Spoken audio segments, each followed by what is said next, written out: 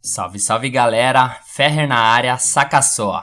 Imagina ficar preso em um jogo de realidade virtual e aparecer extremamente overpower 500 anos no futuro. Pois é pessoal, o nome desse anime é The New Gate e o nome vai estar no primeiro comentário fixado. Então já maceta o like e se inscreve no canal para não perder os próximos vídeos. Fiquem com o resumo aí, valeu! O jogo The New Gate é um MMORPG de última geração, que fez muito sucesso, onde uma tecnologia revolucionária permitiu os jogadores de explorar um vasto mundo em realidade virtual. Escolhendo seu personagem entre diversas raças, os jogadores podiam se juntar aos amigos para aventuras emocionantes, podendo farmar derrotando criaturas poderosas, acumular uma grana através do comércio ou se tornarem ferreiros habilidosos, forjando armas super poderosas. Tudo que você imagina estava ao alcance de New Gate, um MMORPG online no mundo todo. Só que se você quer moleza, senta no pudim, já que certo dia o jogo de repente se tornou letal. Uma vez dentro, você não podia deslogar, e além disso, a morte no jogo significava ir de base no mundo real. Shin, nosso protagonista e o jogador mais poderoso do jogo, lutava para sobreviver usando sua vasta experiência, esperando um dia acabar com esse jogo do capiroto. Acompanhado por seu grupo de 3 jogadores, Shin explorava cada canto dessa realidade virtual, enfrentando chefes cada vez mais perigosos, determinados a extinguir a vida dos jogadores presos ali. Em uma dessas caçadas, Shin encontrou a Origem, o guardião do portão, e mesmo cortando as asas do monstro, o mesmo se regenerava completamente. Tendo em vista impedir essa regeneração, Shin ataca com tudo, usando todas as suas habilidades para derrotar a criatura. Embora tenha quase eliminado, a Origem continuava se regenerando. Shin então usa a dança da lâmina do luar, infundindo sua espada com poder extra, e eis que então finalmente consegue derrotar a Origem. Com a eliminação,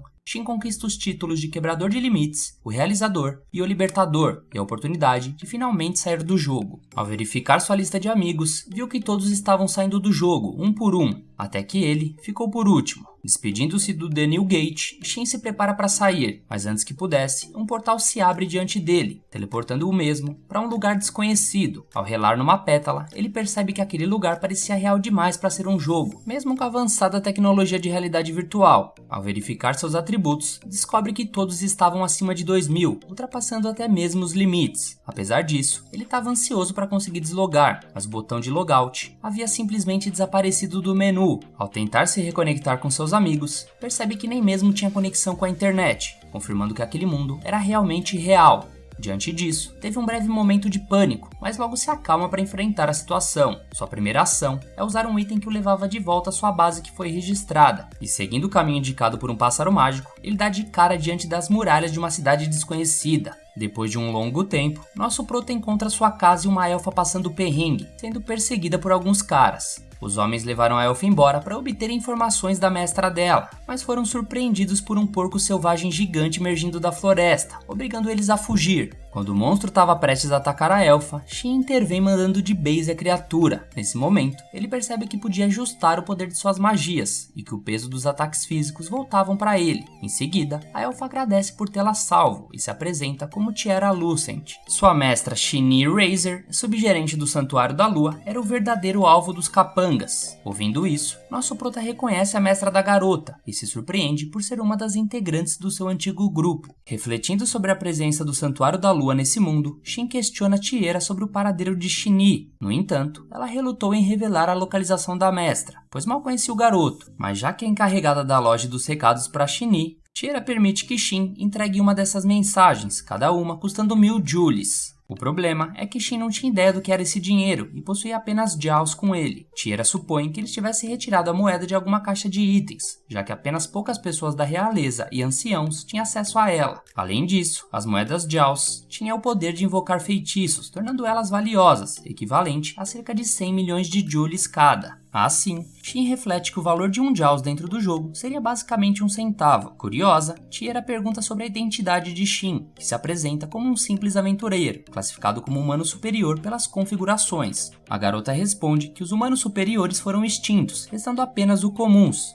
E também menciona que apenas 6 humanos superiores existiram e estavam desaparecidos desde o dia do declínio da glória, há 500 anos, um evento que causou o desaparecimento em massa de inúmeros humanos. Nesse momento, Shin lembra que após derrotar a Origem, os nomes da lista de jogadores iam desaparecendo, e se o número dessa escala sumiu, então esse deve ter sido o evento. Juntando as peças, nosso prota percebe que esse mundo era o New Gate depois de 500 anos. Após a revelação, Shin oferece a moeda Jaws para Tiera para dar aquela fortalecida na amizade, e a garota fica admirada com o belo design da moeda. Ele sugere que a moeda seria útil para a elfa, já que sua raça usava muita magia. Tiera conta que sua mestra mudou sua aparência com magia ilusória, pois os elfos de cabelos pretos eram considerados azarados. Devido a essa superstição, Tiera foi expulsa da sua aldeia, até que sua mestra a resgatou. Shin então colocou uma barreira mística ao redor da loja, mantendo-a segura nos últimos 100 anos. Ao indagar sobre isso, nosso prota descobre que o cabelo original de Tiera era prateado. Nisso ele se lembra de um feitiço chamado Presente Amaldiçoado, e por sorte, possui a habilidade de purificá-la. No entanto, mesmo após o feitiço ter sido lançado, não alterou nada na aparência de Tiera, exceto por uma mecha de cabelo prateado. Isso deixa ela emocionada em ver seu cabelo original após 100 anos. Nosso prota então convida Tiera para atravessar a barreira mística, prometendo protegê-la de qualquer ameaça. Finalmente, Tiera consegue atravessar a barreira e caminhar livremente pela floresta, emocionando-se com a beleza do céu. Quando voltam ao Santuário da Lua, nosso prota comenta que visitaria a próxima cidade em busca de seus outros companheiros, já que a cidade vizinha era o reino de Beirilish. Tiera entrega uma carta de recomendação que o ajudaria a passar pela fila de inspeção da cidade. E antes de vazar, Tiera promete ao Shin que irá avisá-lo assim que Shin'Yi retornar no Santuário da Lua. Eis que um tempo se passa e, prestes a atravessar a fila de inspeção, Shin vê na prática a verdadeira utilidade da carta de recomendação. Enquanto passeava pelas ruas do reino de Beirilish, nosso prota é conduzido até a Guilda de Aventureiros,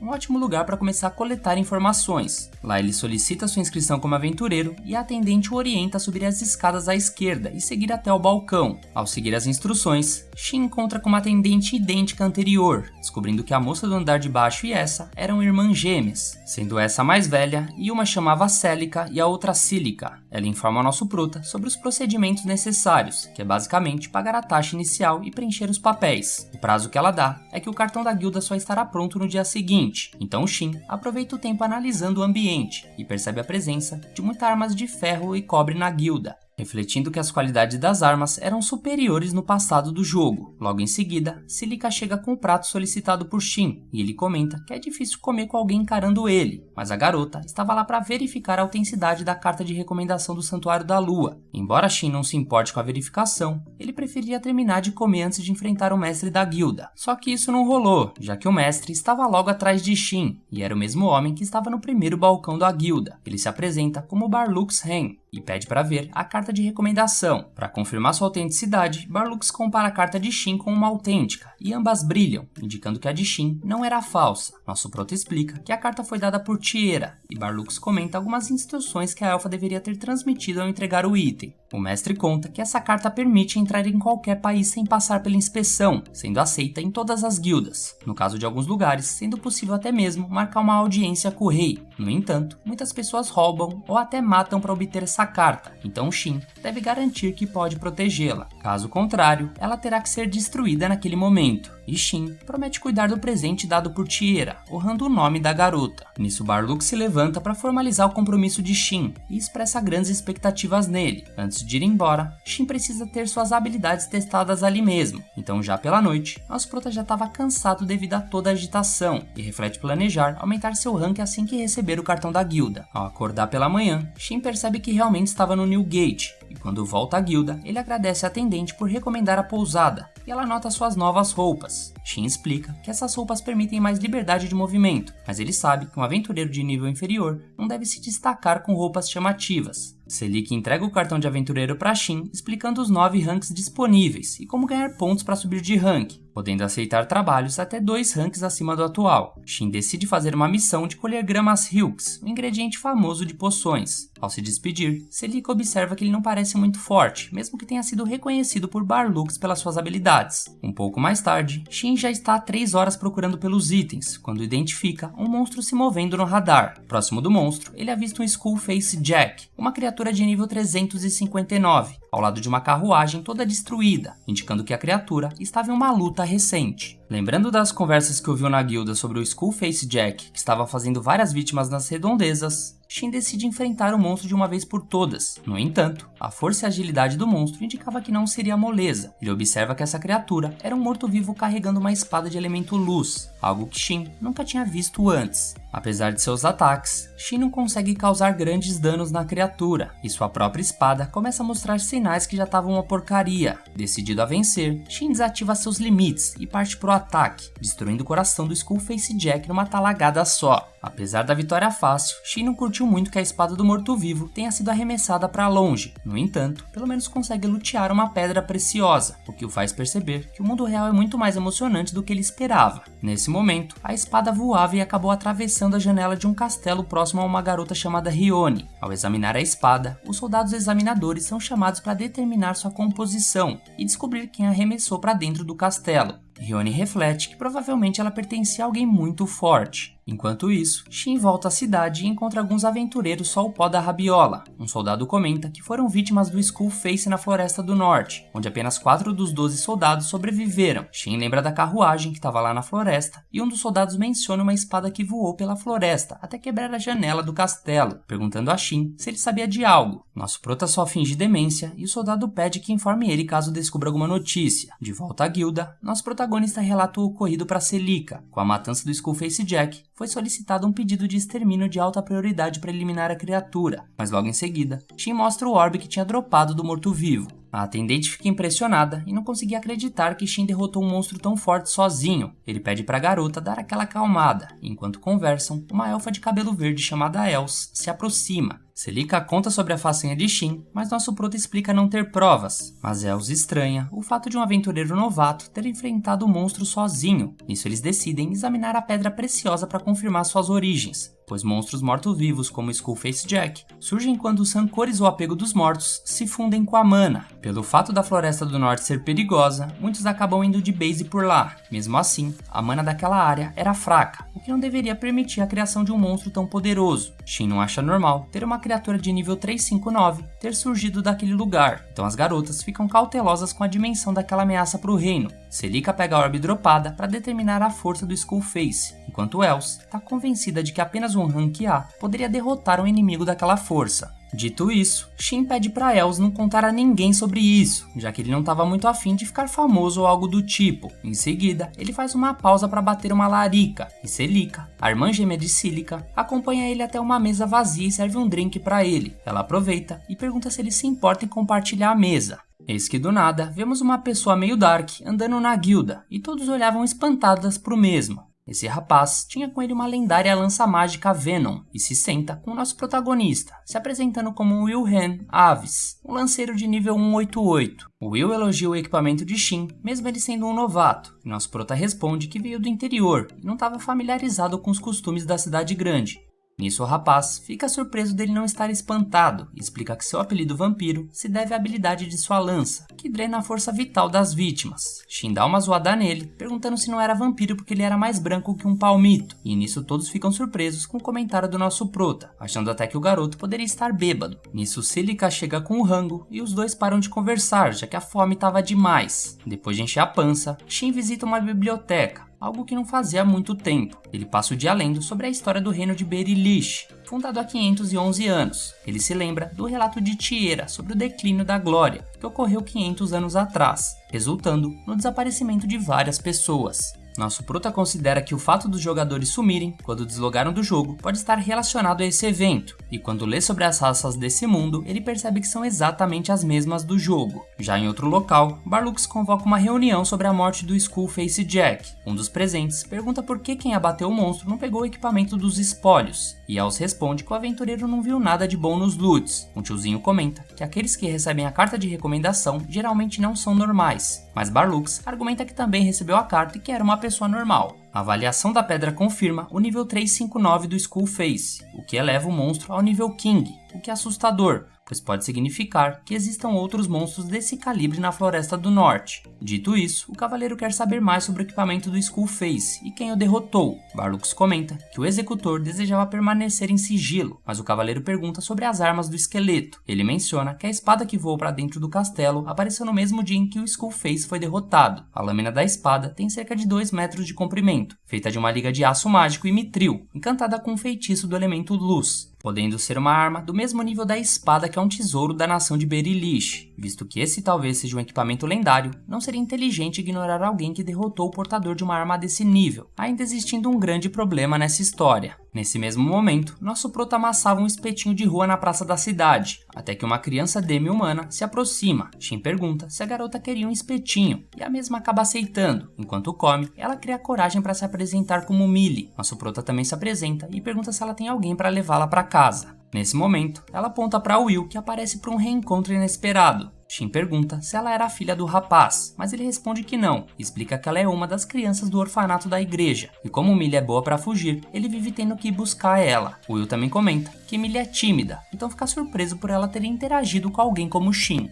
Nisso a garota se aproxima e pede no ouvido de Shin que ele vá salvar uma raposa na floresta do norte antes de ir embora. Deitado na pousada, nosso prota reflete porque Millie pediu para ele salvar a raposa, mas como não tem nada para fazer até a Shin aparecer, ele decide investigar o caso. Nisso ele se lembra que tem um meio de entrar em contato com sua antiga companheira, então no dia seguinte ele vai direto para o Santuário da Lua. Ao chegar lá, ele pede para a elfa mandar uma mensagem para Shin, pedindo para ela encontrar-se com ele caso reconheça a espada que ele deu a ela. A garota fica impressionada com a arma de nível arcaico, chamada Lua Azul, e a mesma pertencia à mestra dela. Os dois fizeram a espada juntos e somente ambos poderiam usar. A garota estava surpresa com a qualidade dessa arma, e Shin explica que a espada era feita de liga de Quimeradita, uma presa do dragão da morte negra, uma escama da fera revolta oceânica e uma lágrima de Elementeio. Tieira responde que nada mais pode surpreendê-la quando nosso prota aparece diante de todos esses loot de monstros lendários. Nosso prota se desculpa por isso e comenta que através da Lua Azul é a única maneira da mestra dela se lembrar dele. Dito isso, a elfa aceita ajudar e Shin a entrega uma carta mágica que vai alcançar ele não importando sua localização. Tieira deveria enviar caso tenha notícias da mestra dela, bastando escrever o nome dele e dizer a palavra enviar. Tieira questiona por que o garoto não manda essa carta direto para Shin, e ele responde que até tentou, mas que não funcionou nenhuma das vezes. Por conta disso, ele acaba tendo que provar para Tieira que essas cartas funcionam. Então ele sai do santuário e a carta chega imediatamente para a elfa, logo após ele enviar. A real é que por algum motivo, essas cartas não poderiam ser enviadas para Shin. Provavelmente deve depender se conheceu ou não a pessoa neste mundo. Visto a utilidade da carta, Tieira pede alguma dessas para ela, então nosso prota aproveita que tem várias sobrando e dá algumas para a elfa. Como ela estava se tornando uma maga, Tieira gostaria de estudar esse item mágico, então Shin dá 3 delas para cobrir o valor de envio que ele pediu. Assim que vai embora, Tieira se pergunta por que ela não tenta enviar direto para a mestra, já que seria bem mais fácil. Um tempo se passa e vemos nosso prota já na floresta do norte em busca da tal raposa. De repente, ele ouve uma voz assustadora mandando o garoto ir embora dali. Ele sabe que isso seria um feitiço de barreira mágica, mas como é resistente à interferência mental, nosso prota não pode ser atingido por essa magia, apesar de que isso não deixa de ser um sinal de que algo estava próximo. Indo em direção à floresta adentro, Shin descobre uma escada gigante com algumas estátuas no topo, e no final dela tinha um pequeno santuário. Assim que ele chega lá, não ouve mais a voz sombria da floresta, por isso ele entende que ali seria o centro da barreira. Conforme foi avançando, ele ouve algo estralando, e assim que ele entra no santuário, vê uma raposa deitada no centro de um símbolo desenhado. Quando se aproxima e analisa, ele vê que o filhote de raposa estava envenenado e amaldiçoado. Diante disso, ele logo consegue evitar a morte do animal, ficando aliviado ao curar a raposinha, mas acaba sentindo algo escutar um barulho estranho. Seu radar indicava a aproximação de uma horda de monstros, que no caso são esqueletos mortos-vivos equipados com armas. Era um número volumoso de inimigos, então nosso prota invoca uma lança com uma mão enquanto segura a raposa com a outra. Assim que o exército esqueleto avança, Shin utiliza o sulco penetrante para destruir metade dos inimigos, e em seguida usa a flor brilhante para derrotar o resto dos esqueletos. Ainda assim, seu radar identificava 2 inimigos logo à frente, que nosso prota não tinha reparado. Então as 2 estátuas de raposa se quebram e revelam 2 Invaded Golem, de nível 674. A raposa azul utiliza magias de gelo, enquanto a vermelha tinha poderes de fogo. A névoa negra dessa parte da floresta acabou criando um miasma que deu origem a essas criaturas, e Shin não tem escolha a não ser eliminar elas. Ele utiliza as amarras das sombras e aprisiona os golems, mas logo eles liberam o miasma dos seus corpos até formar uma cortina de fumaça que afetava a raposinha. Logo as bestas tinham se livrado das amarras e atacavam nosso prota, que mal conseguia enxergar os inimigos no meio desse miasma. Porém a raposinha olha para o círculo mágico onde estava e ao correr para o centro dele, Shin descobre que a névoa não invadia esse símbolo, além dele conseguir ver a localização dos inimigos. Assim que os monstros avançam mais uma vez, Shin invoca o arco de amarras para prender as 2. Ele pulveriza os monstros usando um ataque cataclísmico. A morte das criaturas levou a névoa embora, então a raposinha pula no garoto aliviada.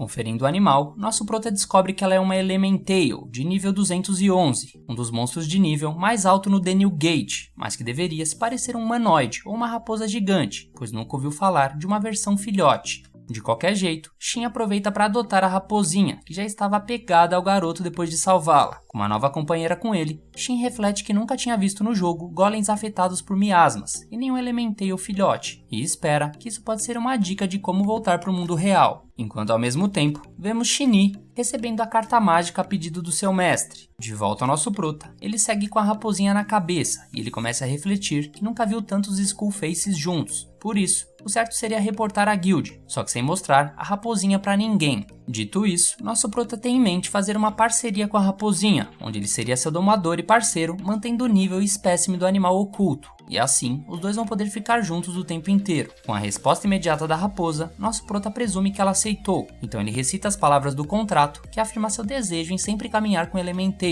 Logo, uma marca de união nasce no corpo dos dois. Após fazerem o pacto, agora era hora de decidir um nome para sua nova amiga, e ao chamá-la de Yuzuha, ela dá umas batidinhas na cabeça do prota, como uma forma de concordar. Em seguida, Shin recebe uma mensagem da Tiera, contando que já enviou uma carta para Shinee, e nisso ele se lembra que esqueceu que a elfa poderia ter feito isso sem problemas, decidindo agora voltar com Yuzuha para a guilda. Chegando lá, ele procura alguém para atender ele, e parece que as gêmeas Celica e Silica estão disputando para quem faria isso. A mais velha argumenta que o garoto estava parado bem na frente dela, portanto ela que deveria cuidar do relatório dele. Entretanto, a mais nova responde que normalmente ela não faz isso, mas resolve aceitar e ficar de bico calado. Enquanto isso, Shin volta a perguntar se vai rolar de fazer o relatório, então Silica para de rolar e começa o atendimento. Depois disso, nosso prota aproveita para dar uma olhada em outros trabalhos, e em um deles, alguém estava procurando um sucessor de habilidade para o orfanato da igreja. Como é um serviço sem rank, o garoto fica curioso com o que queriam aprender, e aproveitando que ele já queria visitar a Millie no orfanato, resolve aceitar o trabalho e partir. Chegando na igreja, nosso prota fica impressionado com a beleza daquele lugar, e ao ser abordado, explica para a mulher que ele tinha vindo atrás do trabalho solicitado e também gostaria de ver a Millie. A mulher parece desconfiada das intenções do rapaz, mas decide confiar nele e trazer a garota tigre até lá. Com a recepção calorosa da criança com Shin, a mulher fica aliviada e se apresenta como Tria, freira dessa igreja.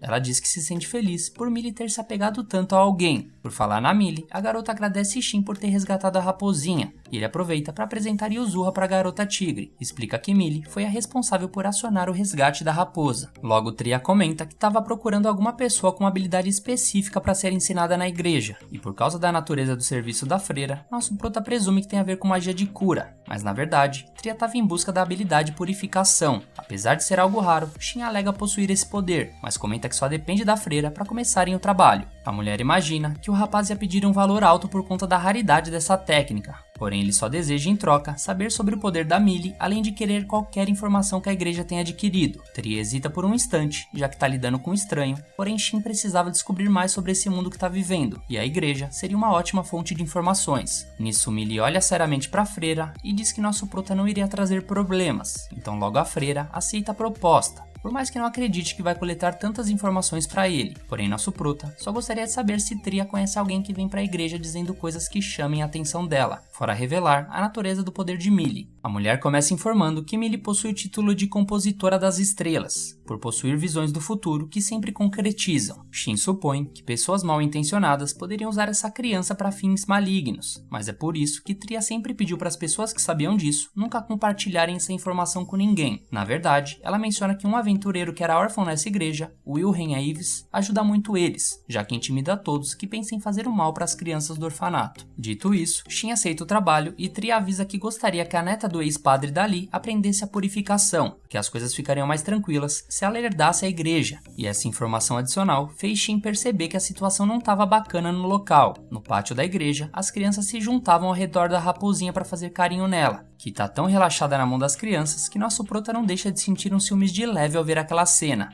Ele também questiona se Millie também não quer fazer um carinho na Yuzuha, mas logo percebe que ela é pequena demais para entrar no meio delas. Falando na raposa, Yuzuha se cansa de tanta gente e volta a virar o Pikachu do Ash, mas logo em seguida a garotinha chama a raposa e fica com ela no colo, contando que esse era seu plano desde o começo, o que surpreende Shin. Mas não só ele, a criançada também, que logo sai correndo diante do que ouviram. Nesse momento, o rapaz conhece outra freira, e ela conta que infelizmente o orfanato estava quase sendo fechado, já que a igreja não tinha um sacerdote sacerdote no momento, e que precisaria de outro para assumir o posto. Tria poderia ser essa pessoa, mas para chegar nesse cargo é necessário um candidato que seja capaz de ter uma habilidade especial, uma purificação que foi pedida. Ainda por cima, tem um candidato a sacerdote que quer fechar o orfanato, porque não passava de um porco que só pensava em dinheiro, mas a Tria diz que Lácia, a neta do antigo padre, pode ter o direito de herdar a igreja caso aprenda essa habilidade especial, que evitaria que todo lugar caísse nas mãos daquele porco ganancioso. Millie comenta que Shin vai cuidar disso tudo para elas, e a freira responde que assim como sabe onde cada sanduíche está escondido no orfanato, a garota fera poderia estar certa nessa também. Então nosso prota percebe que nem todo mundo sabe que a garota é a compositora de estrelas. E mais tarde, quando Tria chega para chamar o aventureiro no pátio para conhecer a neta do antigo padre, a criançada estava toda dormindo no colo dele, que também não sabe como foi parar ali. A cena corta e conhecemos Lácia, que ao se apresentar se enrola e é toda atrapalhada. Tria confessa que a garota, apesar de esforçada, pode ser meio desleixada às vezes, então nosso prota se apresenta e diz que vai ser o responsável por ensinar a purificação para Lácia, que sem perder tempo, concorda. Antes de começarem, Shin pergunta se alguém sabe onde aparece um grande número de mortos-vivos de alto nível por perto. Eis que o Will aparece quando Tria responde que eles são comuns na planície fantasma. É informado ao rapaz tudo o que estava acontecendo e ele questiona se por acaso as irmãs não estão confiando demais nesse aventureiro. Porém, Tria argumenta que Millie disse claramente que Shin não seria um problema.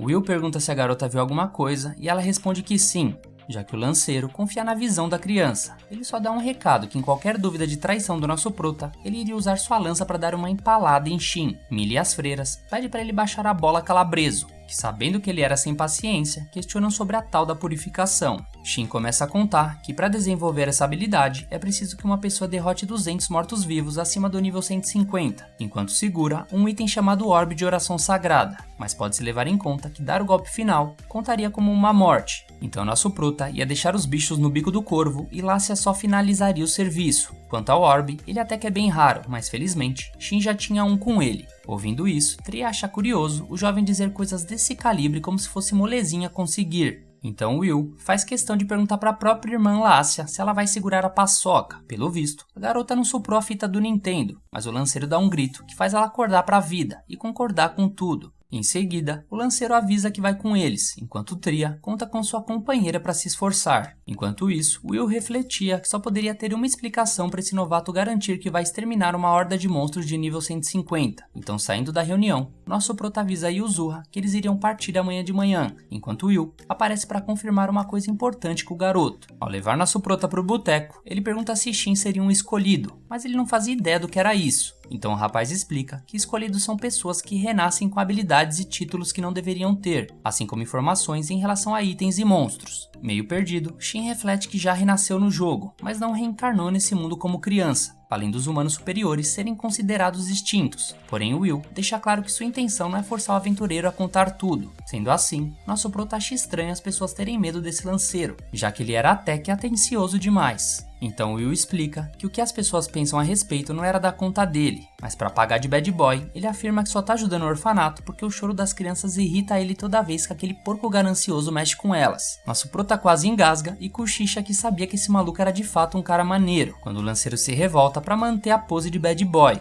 Nosso prota pede para esperar porque recebeu uma mensagem. Era a Tiera informando que sua mestra disse que vai voltar assim que terminar o trabalho e pede pro Shin informar caso saia de Berelish. No final da mensagem, ela pergunta o que o prota fez para Shinny fazer tantas perguntas sobre ele. E depois de ler o recado, Shin aperta o botão do menu que estava piscando. Will explica que o item adquirido é uma carta de recomendação do Santuário da Lua, pois aquele também tem. Já no dia seguinte, o trio chega até a planície fantasma, e lá se aparece mais perdida que amendoim na boca de banguelo. Nosso prota entrega o orbe sagrado de oração para ela, deixando a jovem ainda mais perdida ao agradecer. Conforme eles avançavam pelo local, alguns mortos-vivos aparecem junto de Biohounds, que logo avançam para cima dos humanos. Shin ataca com a ablução única e, aprisionando as criaturas com sua magia, ele pede para Lácia fazer o serviço. Ela mira o cetro para os lobos e usa seu feitiço de cura, que causa o efeito contrário nos mortos-vivos, evaporando eles. Já os esqueletos, o lanceiro fatia os membros deles com a habilidade Flor de Luz, para deixar eles só o pó da rabiola. Assim, conforme os monstros iam brotando, os aventureiros tancavam eles para Lácia acumular as mortes necessárias. Conforme avançavam até uma parte da planície fantasma, eles observam que tinha um selo mágico criado pela guilda para afastar mortos-vivos mais fortes do local. Mas logo o trio atravessa a barreira para prosseguir com a missão. Mais à frente, eles reparam Raptors e Jump Kings, próximos de lá. Então o lanceiro daria conta dos inimigos da frente, enquanto o Shinko daria do lado esquerdo. Já Yuzuha ficaria cuidando da irmã Lácia. Dito isso, a estratégia padrão volta a funcionar, e a freira continua fazendo os abates e subindo de nível de forma assustadora, já que a diferença de nível entre ela e os monstros é muito grande.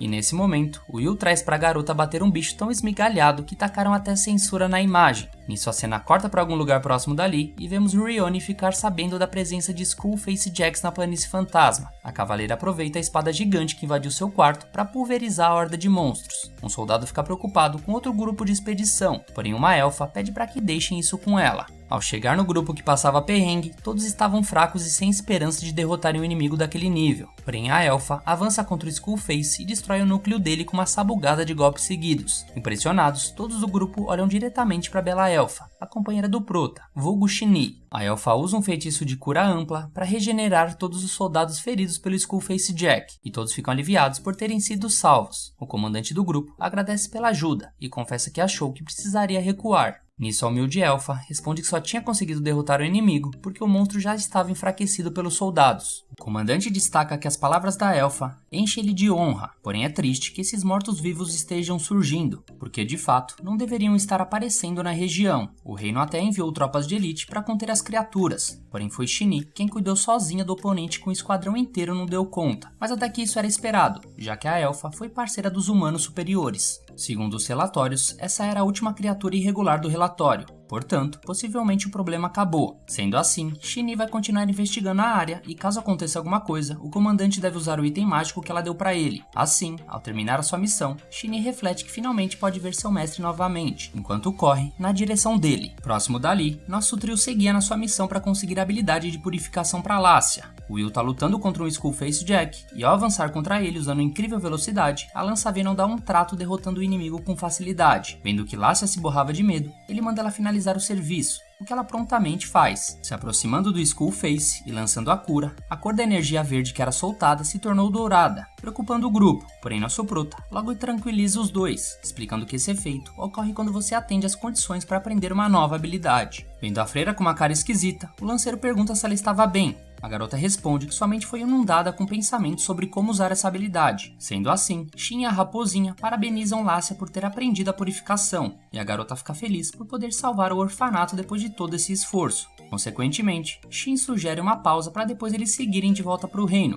Contudo, uma enorme energia escura de magia surge cobrindo os céus em direção a uma esfera gigantesca que acumulava todo esse poder. Segundo Will, essa é a matéria mágica que anima os mortos-vivos. Nisso a freira fica admirada com a beleza daquilo. Will conta que era preciso drenar essa matéria para impedir que os monstros mantenham sua forma, derrotando todos eles. No entanto, uma parte daquela energia desce e forma no chão um monstro gigantesco, deixando Lácia espantada diante daquele tamanho todo. Observando a criatura, Shin vê que aquele Skullface Lord de nível 804 tinha tanto HP que não era possível identificar a quantidade. Lácia supõe que um monstro desse poderia devastar um reino todo, então pergunta para o nosso prota se a barreira mágica seria o suficiente para segurar um inimigo desse calibre. Nosso prota responde que não tem certeza disso, diante do poder daquele monstro. Eis que do nada, o Skullface Lord voa em direção ao céu e consegue rachar a barreira com apenas uma pancada, já dando uma resposta para a dúvida da freira, que não passava nem o Wi-Fi vendo aquela força tão gigantesca. Os aventureiros olham um para a cara do outro e resolvem ao mesmo tempo que o melhor a fazer ali é zarpar sem pensar duas vezes. Só que logo uma horda de esqueleto cerca o trio impedindo a fuga, e o Will pensa em abrir uma rota para conseguirem fugir, só que nosso prota estava decidido a ficar ali e permitir a saída dos companheiros. O lanceiro questiona se o cara queria morrer, porém como resposta, Shin desativa seu limitador de força, despejando uma energia assustadora do seu corpo. Segundo nosso prota, uma vez que a barreira é quebrada, ele não pode simplesmente ignorar os monstros e deixar eles saírem dali como quiserem, colocando em risco todas as pessoas do lado de fora. Sentindo o poder de Shin, Will pergunta quem era ele afinal de contas, porém nosso prota só dá uma risadinha e pede pro lanceiro cuidar da Lácia e da Yuzuha. aproveitando para dar um buff que permitia que o lanceiro ganhe velocidade para despistar os inimigos. A raposinha se recusa a sair da cabeça do seu mestre, então ele decide deixar ela onde estava. Sendo assim, ele solta um bunker de relâmpago, que pulveriza os esqueletos pelo caminho e abre espaço para os dois irem embora. Com tudo resolvido, Shin se prepara para começar a brincadeira, mas é a raposinha que inicia os trabalhos destruindo parte da linha de frente inimiga, com sua habilidade de fogo. Apesar dos abates, o Skullface Lord solta um grito que convoca mais centenas de esqueletos para o campo de batalha, fazendo nosso prota entender o que deveria fazer. Logo ele solta o corte relâmpago da andorinha em voo, causando um poder tão grande que Shin pôde ver e ouvir de muito longe, descobrindo assim o caminho para o seu mestre. O local tinha um número tão alto de esqueletos que o mapa de Shin está completamente vermelho, e por isso ele lamenta não ter a elfa para ajudar ele nessa situação. Porém, um marcador azul para aliados surge à distância vindo na sua direção, e nosso prota decide fazer um desvio no meio da batalha para descobrir quem era.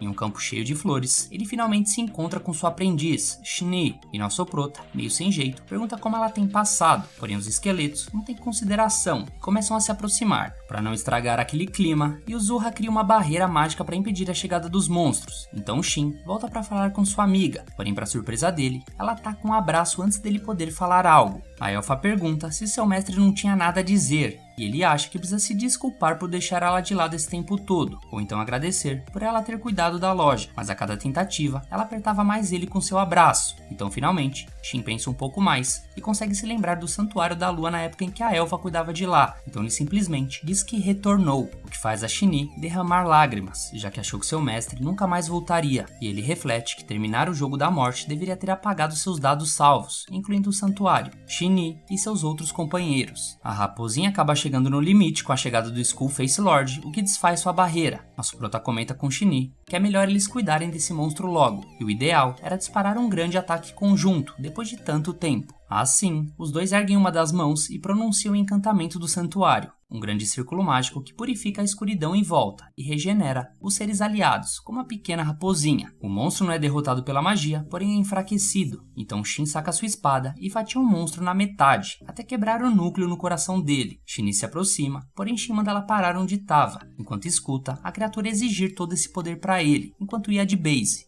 Nosso prota fica surpreso ao ver com seus próprios olhos um monstro conseguir falar. Por mais que pensasse que o Skullface Lord seria um oponente que traria pistas para ele, infelizmente nada foi descoberto. Pelo menos ao que parece, esse lugar amaldiçoado voltará a ser o que era antes, e agora finalmente os dois vão conseguir conversar em paz. Longe de onde estavam, Shin pergunta para a elfa se ela se lembra quando ele se despediu dos outros e foi derrotar a Origem. Na cabeça dele, tudo deveria ter acabado após a vitória, mas tinha uma porta enorme na sala do chefe da masmorra, que se abriu assim que a Origem foi derrotada. Assim, Shin havia perdido a consciência e acordou no lugar 500 anos depois. Triste com a ausência do seu mestre por tanto tempo, Shin comenta que a masmorra desapareceu sem deixar rastros, então ela imaginava que Shin tinha vencido a Origem, quando os outros jogadores diziam que seu mestre havia sumido. A elfa não entendia o motivo de não ter sumido junto, então passou a procurar pelo prota por todo lugar. Apesar disso, as mudanças lançaram o continente ao caos e obrigaram os companheiros a trabalhar de forma separada. Antes de tudo, Shin pede para que a elfa pare imediatamente de chamar ele de mestre, porque ela é tão famosa que todo mundo vai achar estranho ver ela chamando um aventureiro dessa forma. Com isso, Shin fica extremamente envergonhada, mas atende ao pedido, chamando seu mestre pelo seu nome, Shin, e o garoto quase fica galudo só de escutar aquilo, mesmo fingindo que não era nada.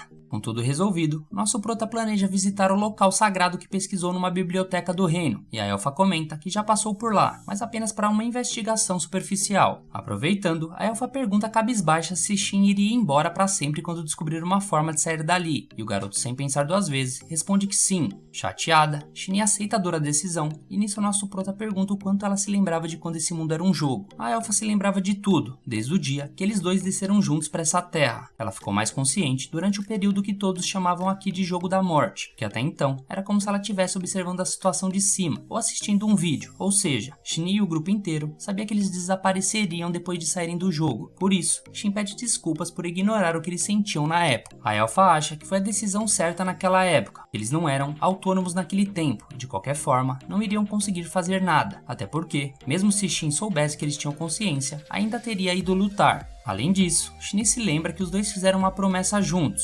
Logo, os dois acabam com o reencontro e planejam fazer uma festa quando voltarem para o Santuário da Lua, e a elfa aproveita para perguntar quem era essa raposinha. Nosso prota diz que ela era uma Elementail e parceira dele que ele fez um pacto. Shin comenta que reparou que ela não era um espírito comum ao ver sua cauda. Sem entender direito, nosso prota levanta a raposa e vê que agora ela tinha 3 caudas, e ainda por cima, ela acorda dando bom dia pra ele. Shin fica surpreso e pergunta o que estava acontecendo, e a raposinha explica que sua mente clareou quando aquela coisa preta desapareceu. Shin reflete que talvez aquele Lorde fosse o líder dos esqueletos daquele santuário, mas de qualquer forma, ele pede pra raposa não falar em público, para não causar confusão, e se for possível, esconder as outras caudas também, que ela logo faz, deixando apenas uma aparente. E Uzurra pergunta se era uma boa menina, e Shin responde que sim. Vendo isso, a elfa não se aguenta e pede pra segurar ela, enquanto comenta que ninguém jamais tinha domesticado uma Elemental antes, e ao contrário daquele que eles lutaram antes, ela não estava em um nível tão alto ainda. Sendo assim, a raposa volta pro modo Pikachu e eles decidem partir em busca do lanceiro e de Lácia o mais rápido possível, antes que a guilda fique sabendo disso tudo. Shinny comenta que eles poderiam ter deixado essa conversa de agora pra depois, porém nosso prota não resistiu à carinha de cachorro sem dono que ela tinha feito. Em outro local, Will ainda carregava a Lácia nas costas, que pergunta se Shin ficaria bem. O lanceiro responde o quanto Shin era forte, até que do nada ele sente algo vindo em grande velocidade na direção dos dois. Will fala pra garota ficar atrás dele enquanto aguarda a chegada dos inimigos. Porém, pra surpresa, Shin e a elfa aparecem, deixando o aventureiro surtado depois do susto. Um tempo se passa e vemos Rione e seu grupo investigando o buraco provocado pela batalha entre nosso prota e o Skullface Lord. Segundo a cavaleira, um grupo de esqueletos apareceu após aquela voz misteriosa, então uma luz encheu o céu e pulverizou os inimigos. Precisando descobrir quem tinha feito isso, o grupo de Rione encontra a espada do nosso prota fincada no fim da fissura, o que ela supõe que o responsável era o dono dela. Além disso, um dos cavaleiros relata que conhece o ferreiro que marca suas produções com o símbolo do falcão que continha nessa espada, sendo ele um humano superior, conhecido como Ferreiro Negro, o mais habilidoso da sua espécie. Vendo aquilo, Rione não esperava que humanos superiores ainda existiam. E o próprio rapaz diz que por conta disso não dá pra confirmar se o Ferreiro Negro foi o criador dessa arma. De todo jeito, eles estariam lidando com alguém poderoso bastante pra deixar uma arma dessas como se fosse migalha. Sendo assim, Rione questiona ao soldado se o Ferreiro Negro não era dono do Santuário da Lua. Confirmando, o rapaz questiona o que Rione estaria pensando em fazer contra um humano superior, que empolgada, a garota responde que adoraria tirar um X1 contra ele, e que provavelmente seria até mesmo um ótimo marido. O soldado aconselha a comandante a não chegar já atacando o humano superior, e Rione comenta que ela não é descuidada a esse ponto. Em outro local, vemos o Will brigando com Shin, já que estava curioso em saber o que esse garoto era de verdade, já que agora ele apareceu até mesmo com Shinny Raizar, que não se curva ou se junta a alguém facilmente. Shin então começa dizendo que foi Shinny que derrotou aquele Lorde, então Will aponta sua lança pro pescoço do garoto, porque ele não acredita que tenha sido ela, já que Shin tinha mostrado pra ele toda aquela torrente de mana, lançou aquele feitiço chamativo e depois ainda alcançou ele e Lácia como se não fosse nada. Sem ter o que fazer, nosso prota confessa que é um humano superior, inclusive é o mestre da Shinny. Ainda por cima, ele comenta que estava segurando sua mana contra o Lorde, e portanto, não mostrou toda a sua força. Enquanto Will fica surpreso, Shin quer saber se ainda existem registros de humanos superiores nessa terra. Nisso Will responde que poucos relatos falam sobre como eles são estupidamente poderosos e habilidosos, fazendo com que algumas pessoas até os adoravam como deuses. Sobre isso, Shin acredita que talvez não perca pra ninguém como o ferreiro. Aliás, ele pede que o Will dê um toque nele, caso sua lança Venom não esteja satisfazendo ele algum dia. Nessa hora, Lácia acorda meio assustada, achando que alguém poderia ter ferido no meio de tantos monstros poderosos. Porém, o Will diz de forma debochada que o nosso prota deu um jeito em tudo. Quando Shinny se apresenta, a garota fica incrédula, como se estivesse vendo o próprio Justin Bieber na sua frente, mas logo em seguida já passa mal, visto que ela e Will percorreram quilômetros de distância em alta velocidade. Por fim, nosso prota avisa que vai se separar dos dois, já que a missão de fazê-la aprender a habilidade havia sido cumprida. Nisso, Shin entrega um daqueles itens que permite enviar mensagens na mão do Will, para que ele avise caso tenha algum problema na igreja. O lanceiro comenta que recorreria a qualquer coisa, caso a situação pedisse, mas não gostaria de envolver pessoas de fora nesse problema. De toda forma, nosso prota insiste que seja chamado caso o orfanato esteja em perigo, porque quer acima de tudo que Will possa contar com ele nessa questão. Sendo assim, o rapaz aceita o item e se despede de Shin. Shin reflete que seu mestre continua o mesmo, ainda que tenha passado tanto tempo. Desde sempre, Shin nunca se vangloriou da sua força cabulosa, ao mesmo tempo e que sempre protegeu os mais fracos. Já mais tarde, quando chegam no Santuário da Lua, Shin sente um cheiro ótimo, que por sinal já estava na larica braba. Tira parece assustada dando boas-vindas à sua mestra, e comenta que escreveu aquela carta para ela, pois alguém apareceu dizendo ser conhecido desconhecido dela. Shin acalma a elfa e promete contar tudo enquanto comiam, mas Tiera questiona se Shin realmente iria comer junto delas. Vendo que sua serva ainda não sabe da vida do garoto, a mestra conta que ele é dono da loja Santuário da Lua, o que faz Tiera não entender nada do que estava rolando, mas logo aquelas palavras faz dar um bug na sua cabeça,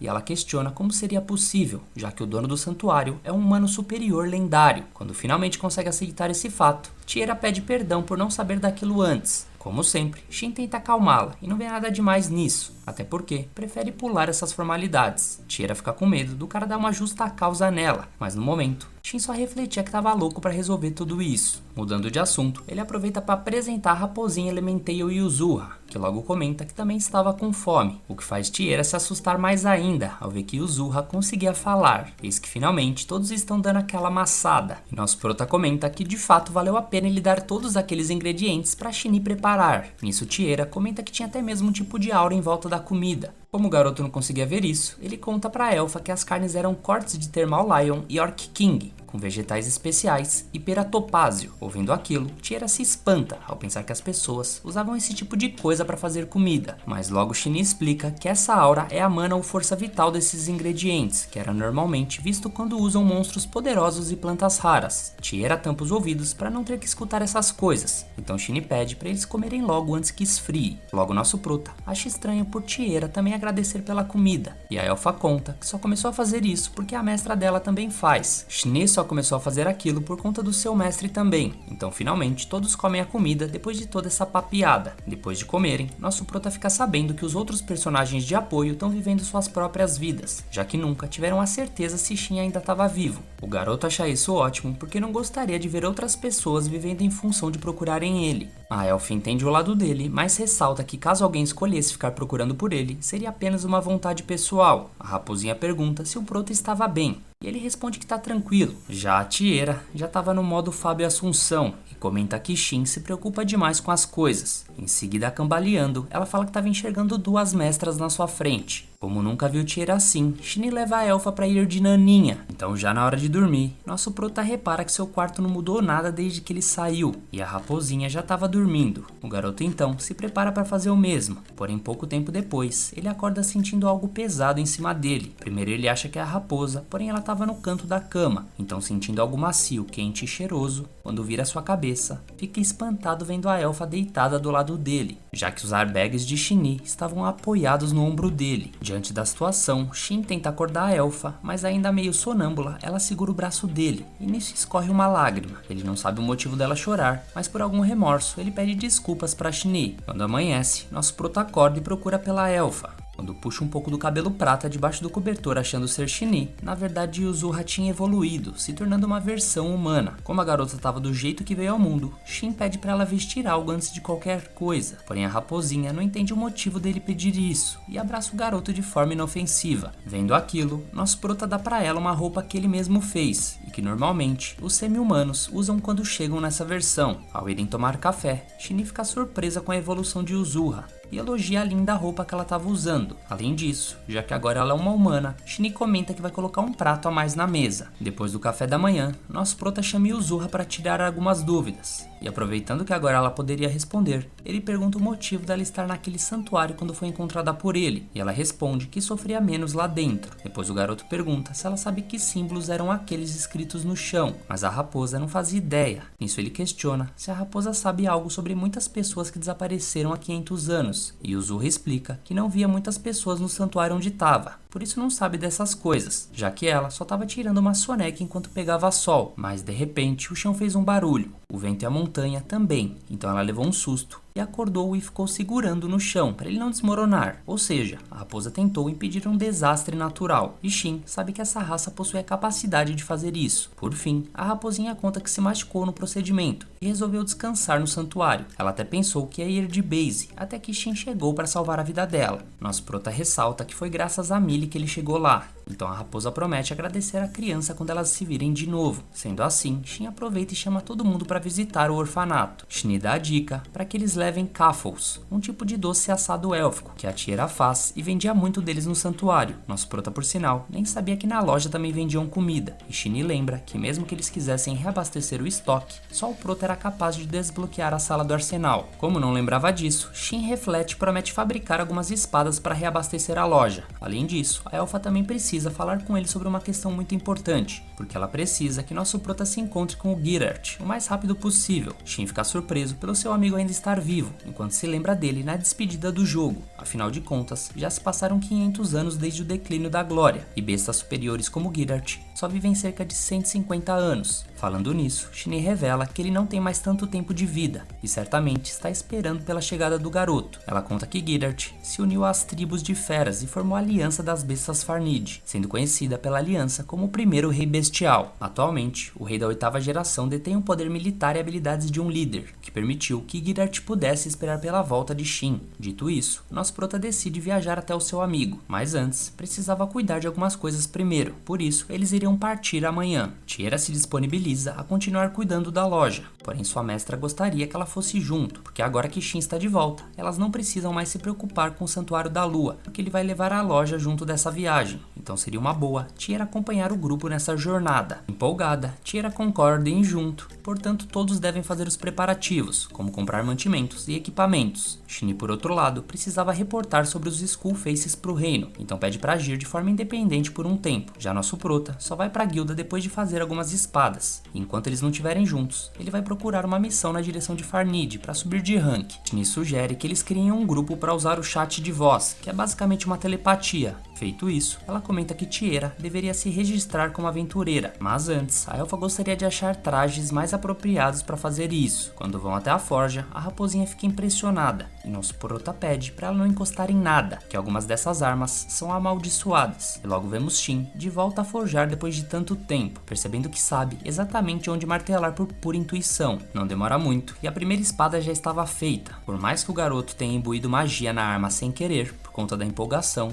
isso tornou o equipamento de um nível maior do que qualquer loja poderia oferecer no país. Nas próximas tentativas, ele dá uma segurada e monta um pequeno arsenal para reabastecer a loja. Tudo feito, Tiera chega e apresenta ao nosso prota, mostrando seu novo traje para a viagem. Quando saem, a elfa está tão empolgada por finalmente poder sair da loja que acaba deixando Shin surpreso com tamanha empolgação. Em seguida, ela pergunta o que o garoto achava dos airbags dela, e sem pensar direito, ele responde que de fato era um espetáculo. A elfa só dá uma risadinha e avisa que nessa viagem Shin iria pagar por tudo, como punição por ter espiado os balões de uma dama. Quando chegam na cidade, Tiera fica surpresa com tanto de gente e pergunta se era normal essa multidão toda. Shin responde que hoje em dia tem até menos pessoas do que já teve, e vendo que a elfa estava muito animada, ele brinca que ela deve tomar cuidado para não se perder por aí. Tiera fica bolada como se estivesse sendo tratada como criança, mas logo ele avisa que primeiro de tudo eles devem realizar suas tarefas e que depois eles vão ter algum tempo para passear pela cidade. Dito isso, a elfa puxa o prota pelo braço em direção à guilda, e ele acha engraçado ao lembrar que há poucos dias atrás ela ficava em choque ao sair da loja. Apesar de estar puxando o garoto, a elfa não faz ideia de onde fica a guilda, então ele dá risada e puxa ela pela mão para o caminho certo. De mãos dadas com nosso prota, a garota fica toda envergonhada. Chegando na guilda, o cartão do nosso prota indica que ele passou do rank G pro E, mesmo não tendo concluído nenhum trabalho nesse tempo. Celica recorda que ele derrotou um Skull Face de alto nível e mais uma horda de esqueletos, e como a guilda verificou que de fato era verdade, resolveu promover o aventureiro. A atendente comenta que por ela, Shin já teria ido pro rank A direto, mas segundo ele mesmo, os outros aventureiros iriam achar aquilo um pouco suspeito. Em seguida, Celica pergunta qual é a relação do prota com a elfa do lado dele, e Shin responde que eles decidiram viajar juntos por coincidência, e que ela veio se registrar como uma membro da guilda. Sem papas na língua, Celica pergunta se ela é namorada do Shin, já que ficou sabendo que os dois estavam de mão dadas como um casal. De forma atrevida, ela ainda comenta que não tinha como resistir resistir a um rostinho lindo como o dela. Mas logo nosso prota tenta mudar de assunto e pede algumas informações sobre os locais sagrados, que dizem ter sido destruídos durante o declínio da glória. Infelizmente, Celica não podia informar nada sobre isso para alguém abaixo do rank B, mas Shin aceita numa boa e questiona se tem algum trabalho que ele possa fazer no caminho para Farnid. A atendente recomenda uma escolta para uma carroça até o posto de controle de Beirum, solicitada por um cliente chamado Nak. A dupla aceita o trampo, então Celica avisa que o bonde partiria essa tarde, quando o sino tocar 3 vezes, e que mais 2 aventureiros irão fazer parte desse trabalho. Sendo assim, eles ainda têm um tempo livre até o início da missão, então Shin propõe um rolezinho pela cidade a caminho da igreja. Nesse período, os dois aproveitam conhecendo as lojas e feiras de lá, e nosso prota parecia feliz de estar vivendo esse momento de diversão com a Tiera. Quando chegam na igreja, eles encontram Lácia na entrada, e a elfa se apresenta como uma funcionária do Santuário da Lua. A garota fica encantada com Tiera e ainda mais deslumbrada quando descobre que a elfa é a aprendiz da Shinee, querendo saber de tudo da vida da mestra dela, como uma verdadeira fã de carteirinha. No orfanato, Millie fica super feliz ao encontrar a raposinha depois de tanto tempo, e as mulheres agradecem ao Shin por ele ter garantido que o orfanato não fecharia, fazendo Lácia se tornar sacerdotisa da igreja. Nosso prota questiona onde estava o Will, e elas comentam que o aventureiro foi atrás do outro sacerdote, porque o homem não iria desistir de recuperar o comando da igreja. Shin compreende a investigação, visto que ninguém sabe ainda as intenções desse larápio, e nisso ele entrega para as garotas itens encantados com vários tipos de magia, como talismãs. Logo depois, as outras crianças da igreja aparecem na sala ao saber que Shin tinha voltado, e sem perder tempo, logo nosso prota é convidado a brincar com elas. No entanto, Tiera não parece ter gostado muito disso não, já que as outras crianças estavam agarrando ela como se fosse uma boneca. Antes de vazarem, Lácia pede desculpas para a elfa pela confusão que a molecada causou, mas para Tiera não foi nada, mas agora ela sabia lidar com crianças, já que nunca tinha brincado com uma antes. A freira comenta que essas crianças são todas do bem e que por isso vai fazer o que puder para proteger esse orfanato, porém como de costume, logo dá uma tela branca habitual nela.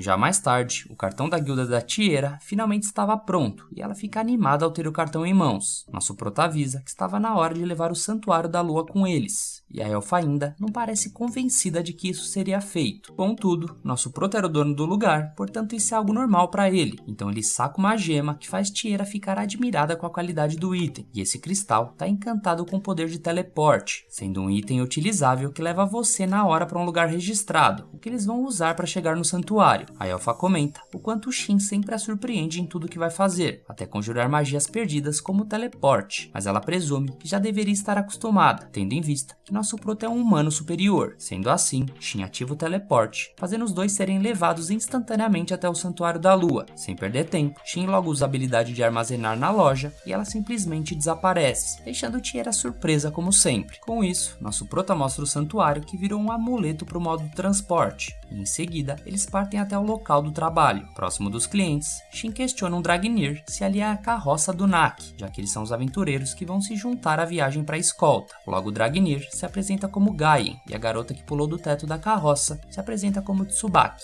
O mercador Nak finalmente aparece e agradece pelo trabalho dos seus protetores até Beirum. Já com todos a bordo da carroça, a viagem começa. Nesse mesmo momento, no castelo de Berilish, vemos o rei sendo informado que o Santuário da Lua desapareceu e a majestade lamenta que tenham perdido uma estrutura que sobreviveu ao declínio da glória, que nem os seres mais poderosos conseguiram invadir por conta da aura mística da loja e sua tecnologia perdida. A princesa questiona se alguém sabe do paradeiro da Shinee Heiser e o informante responde que ela se dirige para o castelo nesse momento e deve chegar ainda hoje. Por outro lado, a princesa diz que Rione ainda não voltou, então eles não teriam informações suficientes para decidir o que fazer, portanto o mais sensato seria esperar a chegada da Shinee, o que o rei concorda. De volta ao trabalho, Gaiei pergunta aos outros aventureiros se eles já mataram alguém antes, e Tiera fica assustada com essa conversa. Vendo isso, nosso prota deixa claro para ela que os trabalhos de escolta são perigosos, e que o mais provável é sempre ser atacado por bandidos ou por monstros. Tsubaki comenta que costuma ser subestimada por ser uma nanica, mas ainda assim ela sempre dá conta do serviço. Ouvindo aquilo, Shin gostaria de saber como cada um ali luta, para que assim eles possam pensar numa estratégia caso algo aconteça. Gaien conta primeiro que é um samurai rank A, porém é inútil com magia. Já a baixinha é uma lutadora rank E, capaz de lançar magias de suporte para aumentar a velocidade. Tiera conta que é alquimista, mas que também sabe usar a espada e o arco, e como acabou de se inscrever na guilda, ainda é rank G, mas pode usar feitiços de cura simples. Nosso prota, por sua vez, revela que também é um samurai e pode conjurar magias de fogo e relâmpago, porém de rank E. Ele também apresenta Yuzuha como sendo um monstro de respeito, tendo pacto de domação. Gaien acha curioso um samurai usando magia, enquanto Tsubaki pergunta se o garoto nasceu em Hinomoto, já que a maioria dos samurais são de lá. Na verdade, a maioria das pessoas são guerreiras, cavaleiros ou especialistas, então os tipos que se tornam samurais geralmente são os mais esquisitos. Ser um cavaleiro e berserker são pré-requisitos para se dar bem nessa classe, por isso é estranho alguém mencionar apenas de ser capaz de lançar feitiços ao ser perguntado sobre seus talentos. Seja como for, nosso prota tenta convencer a garota que ele e Yuzuha são poderosos, enquanto Gaien comenta que Hinomoto é uma única ilha, criada por um desastre natural e lar de várias sedes de guildas de samurais e ninjas. Desde então, a nação foi construída em volta dessas sedes, portanto é um lugar que respira o estilo ninja e samurai. Dentre as guildas mais conhecidas de lá, algumas delas são a Kasho Fugetsu, Majin Kepuroko e Kuromiku Jinja. Ouvindo tudo aquilo, Shin fica impressionado de existir um país inteiro baseado nas guildas do jogo. Eis que do nada, a carruagem é parada inesperadamente. Lá fora, alguns bandidos cercam os aventureiros e o mercador Naki. Os meliantes exigem que o mercador passe todo o dinheiro e a mercadoria. Caso contrário, todos ali iriam de base. Shin pede pro Naki voltar para a carroça e para a raposinha cuidar dele, enquanto os aventureiros cuidariam dos inimigos. Escondida atrás da carroça, Tiera reflete do Gaien perguntando se ela já matou alguém antes. Então ela fica séria e percebe que a hora é agora. Caso contrário, os companheiros poderiam ficar em perigo. O líder dos bandidos, achando que tava boneco, pede para que deixem a ruivinha para ele, enquanto o outro comenta que vai fazer a garota gritar e chorar, porque só assim ele conseguia se excitar. Ouvindo aquelas groselhas, Shin deixa escapar seu ódio por aqueles homens, e Tiera fica preocupada ao ver o amigo exalar de novo aquela aura que representa sua sede de sangue. Olhando em volta, ela nota que existem mais bandidos escondidos na floresta, e por isso ela sabe que não pode arregar agora. Gaien tenta dar um aviso, poupando os criminosos caso eles recuem, porém os meliantes descobriram que o samurai estava acompanhado de aventureiros fracos, portanto Gaien pode até ser rank A, mas não será capaz de lutar e proteger os outros. Sendo assim, os aventureiros ficam confusos sobre como os bandidos conseguiram informações sobre eles, mas prometem arrancar deles cada resposta. Em compensação, os bandidos, eles estão loucos para massacrarem os inimigos e deixar a ruivinha por último, até que uma flecha dá uma raspada em um deles e acerta em cheio um bandido escondido na floresta. Depois disso, outra flecha derruba outro homem, então o líder dos bandidos ordena que eles capturem os aventureiros. Tsubaki parte contra um homem de espada e imagina que com certeza estava subestimando ela, então sem perder tempo, ela usa o vigor vertiginoso, uma técnica que alguém no rank E não deveria ser capaz de usar, e joga o adversário longe com um pombaço no estômago. Enquanto isso, Gaien quebra a espada de outro bandido com apenas um golpe, e simplesmente o meliante morre no ato. O Dragnir sabe que as espadas dos bandidos são mágicas, mas avisa que a dele também era. Já nosso prota, vemos ele recebendo a ofensiva de dois meliantes, porém sem dificuldades, cancela o CPF dos dois. Sem mais nenhum capacho de pé, o líder da gangue questiona quem são esses aventureiros, já que tinha certeza que só o Dragnir seria forte. Com sangue nos olhos, nosso prota se aproxima e avisa que o primeiro a fazer é cuidar da espada mágica do oponente, que quando quebra, Shin conclui que agora bastava imobilizar o vilão, que já jogou a toalha e implora por perdão. Na carroça, o mercador pergunta se estava resolvido, enquanto o bandido continua ameaçando o grupo, mesmo estando só o pó. Nosso prota então aponta sua espada para ele e pergunta de onde eles tiraram as informações sobre a escolta. Eis que simplesmente do Neida,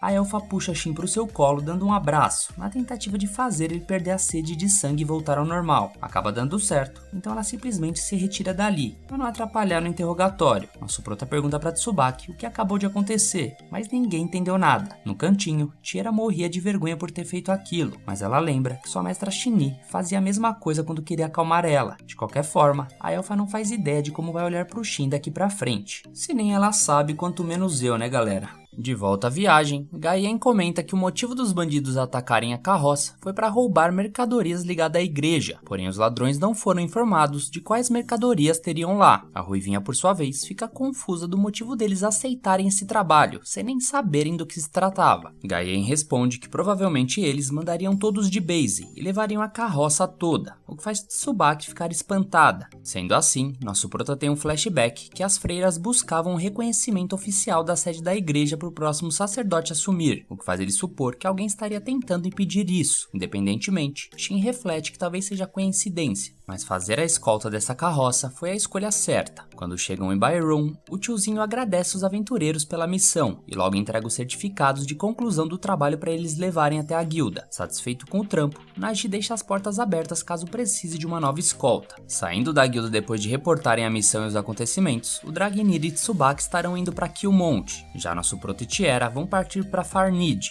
Logo as duplas se despedem e Shin se questiona como eles iriam dar continuidade na sua viagem. Por Farnid ficar bem longe dali, ele e Tiera decidem que não seria ruim eles adquirirem uma carroça para a viagem. Dito isso, a dupla vai até uma loja de carruagens, mas observam que todas são praticamente iguais. Passa pela cabeça do Prota em fazer algumas modificações nela, como reduzir a trepidação e melhorar o movimento das rodas. Tiera, preocupada que ele inventasse uma carroça sem cavalos que poderia voar pelo céu, fica aliviada ao saber que seria uma coisa mais simples, já que normalmente ele aparece com ideias mirabolantes. Os dois começam a dar uma olhadinha na busca de uma carruagem que seja grande o suficiente para eles dormirem dentro e que haja espaço suficiente para colocarem todas as bagagens deles, não esquecendo que deveria também caber a Shinny quando ela voltar. Eles chamam o vendedor mostrando qual das carruagens eles queriam e avisam que iriam comprar ela antes de saírem da cidade. O rapaz questiona se eles já tinham os cavalos e quando diz que não, o vendedor aconselha que será melhor pegarem cavalos que tenham boas pernas, já que essa carruagem é um pouco mais pesada que o normal. Nosso prota diz que ouviu rumores sobre pessoas usando monstros para puxarem carroças, e o mercador comenta que alguns fazem isso, já que monstros são muito mais fortes que cavalos. O único problema é a pessoa ser capaz de domar a criatura. Feliz com a resposta, Shin fará o possível para arranjar seu próprio monstro para levarem eles, mas em último caso, ele colocaria Yuzuha transformada para carregar a carroça. Enquanto pensava nisso, Shin recebe uma alerta de chamada telepática da Shinny, dizendo que concluiu seus assuntos no reino. Nosso prota avisa que acharam uma carroça em Byron e que agora precisam de cavalos para partirem para Farnid. Shinny pede permissão para arrumar um monstro para puxar a carroça e avisa que chegará em Byron dentro de um dia. Além disso, ela comenta que o castelo estava bastante preocupado com o súbito desaparecimento do Santuário da Lua, mas que até que isso era bom, já que ela estava ficando farta de tantas bajulações que faziam, na tentativa de vigiarem e recrutarem a elfa. Nosso prota entende que deveria ser difícil para ela, já que qualquer reino se esforçaria para recrutar uma mulher com a força dela. Aproveitando, Shinny comenta que um país até mesmo se atreveu a reivindicar a propriedade do santuário, o que passou na cabeça dela até mesmo apagar essa nação inteira do mapa. Não foi a primeira vez que aconteceu isso, já que para ter o poder da elfa ao lado, muitas pessoas já tentaram diversas coisas, até mesmo convites de casamento. Shin não duvida dela, já que foi ele mesmo quem configurou ela para ter uma beleza em comum,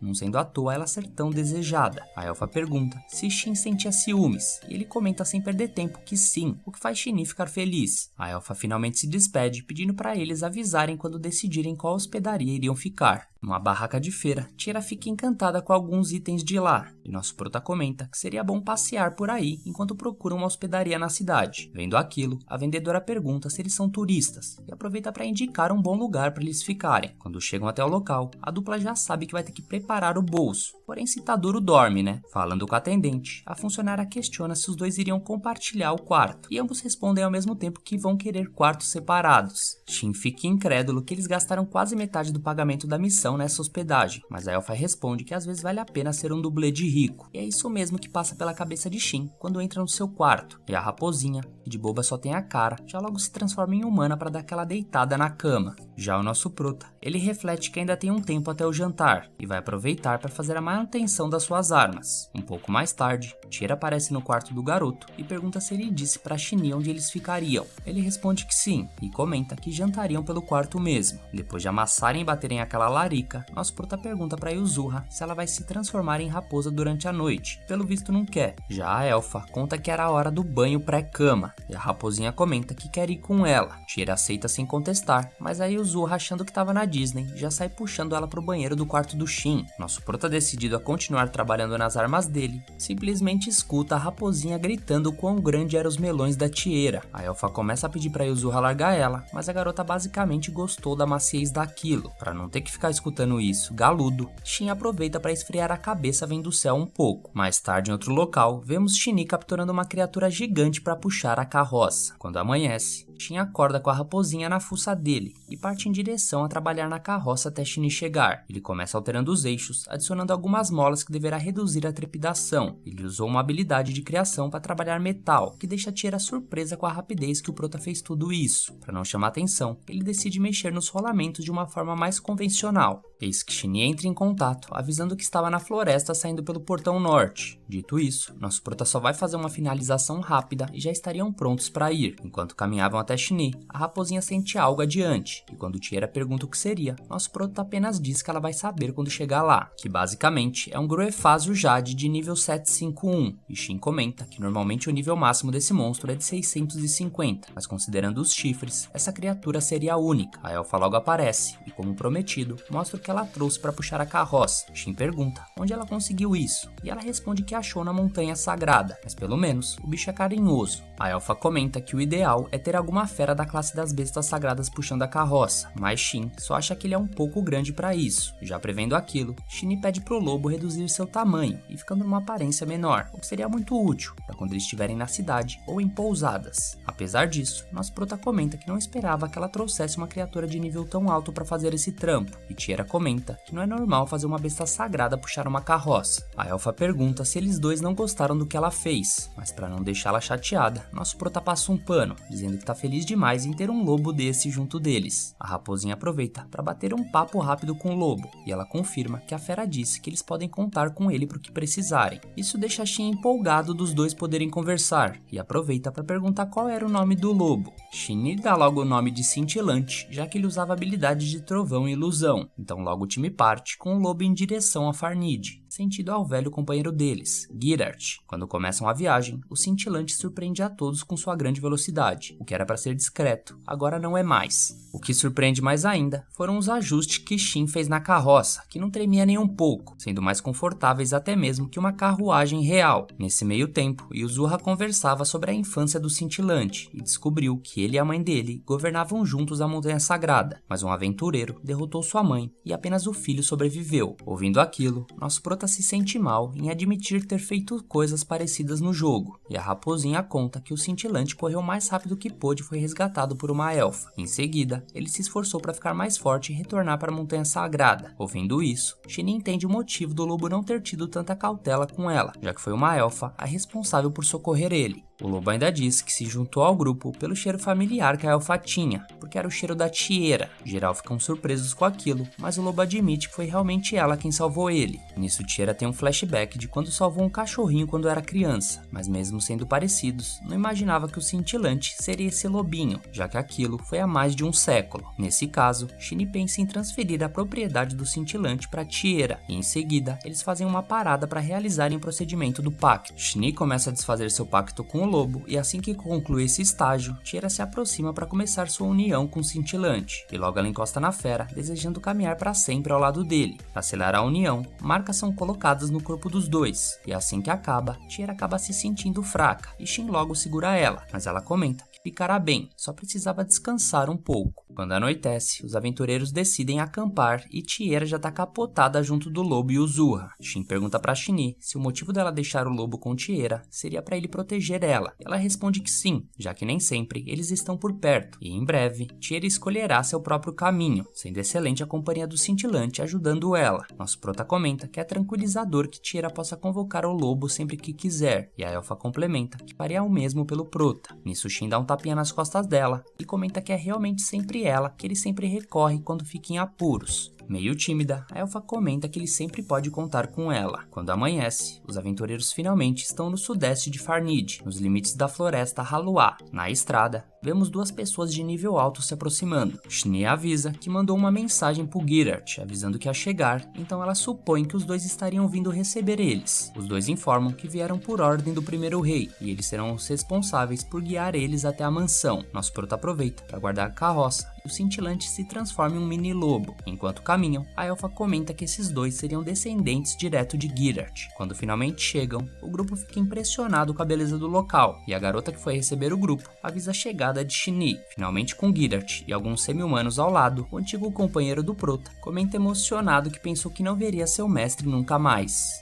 Nosso prota também pensou que nunca mais veria seu amigo, e Girart concorda, porque porque nem mesmo ele sabe como ainda conseguir estar vivo. Começando as apresentações, o homem que recebeu eles na entrada na cidade era o Wolfgang, o atual rei das feras, juntamente da sua filha, Kuori. Girart também apresenta seus confidentes, o elefante sendo seu braço direito e o cara de tartaruga seu braço esquerdo. Já na vez de Shin, ele se apresenta e conta que é um dos humanos superiores ainda existentes. Girart brinca com ele, contando que ele não precisava manter as formalidades, e ainda diz que seria bom quebrar o gelo, já que os humanos superiores eram considerados seres lendários e temidos. Em um flashback da época em que lutavam juntos dentro do jogo, nosso prota questionava quantos inimigos Girart havia assolado, e o mesmo respondia que não fazia ideia, passando facilmente de 1000 abates. Apesar das boas lembranças, de volta ao presente, os dois comentam que até hoje não sabem como saíram vivos daquela batalha específica. Se lembrando de mais coisas que aconteceram durante esses 500 anos, Shin comenta com um amigo sobre a nação que ele havia fundado, e Girart, ouvindo aquilo, já logo dá uma bronca em Shin, que caguetou aquilo antes que ele pudesse se gabar. Conhecendo seus amigos, Shin sabia que o Homem-Fera podia dar aquela exagerada no assunto. Por conta disso, já adiantou tudo, inclusive suas observações. Para deixar os dois a sós, a elfa se levanta para fazer um chazinho, e Girart comenta que suas histórias de heroísmo terão que ser adiadas, já que ele tá curioso para saber um pouco da vida do nosso prota. Conversa vai, conversa vem, e o Homem-Fera compreende o motivo de não conseguir encontrar Shin em lugar nenhum. Poupando todo o drama, Girart admite ao nosso prota que em breve iria de base, provavelmente não aguentando nem mesmo um mês. O que aconteceu foi que ele sentiu que algo estava errado algumas semanas atrás, e quando Shin contou para ele da aparição do prota, então ele teve uma certeza. O homem reparou que o tempo começou a fluir de novo para ele, como se estivesse esperando o retorno do Shin. Sendo assim, ele comenta que finalmente os deuses ouviram suas orações, e logo se vira pro prota e chama o mesmo para aquele X1 bolado. Perto dali, a elfa escutava a conversa escondida, enquanto Shin refletia se o motivo desse convite seria para Girart morrer em batalha, com a honra de um guerreiro.